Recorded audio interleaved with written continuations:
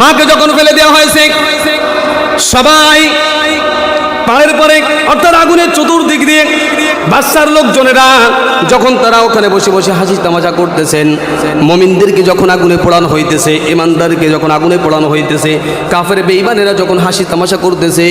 আল্লাহ পাক রব্বুল আলামিন আগুনকে হুকুম করে দিলেন, আগুন রে তোমার আর ভিতরে থাকার দরকার নাই, তুমি উঠে যাও। আল্লাহ যদি হুকুম করেন, এই যে নদী দেখা যায়, নদীতে কোনো তুফান নাই, নদীতে কোনো পানির ডাক নাই, আল্লাহ যদি এই মুহূর্তে হুকুম করে পানি রে তোর নিচেই থাকা লাগবে না, উপরে ওঠ, তাহলে ওই পানি কিন্তু উপরে চলে আসবে। আগুনকে যখন আল্লাহ তাআলা অর্ডার করলেন, আগুন রে তোর আর নিচেই থাকার কোনো দরকার নাই, যা উপরে উঠে যা। যারা আমার ইমানদার বান্দাবান্দিদের সঙ্গে যারা খারাপ কাজ করেছে, অপমান করেছে, অপদস্থ করেছে, আগুনে ফেলে দিয়েছে, আগুন সবাইকে তুমি খেয়ে ফেলো, সবাইকে ধ্বংস করে দাও।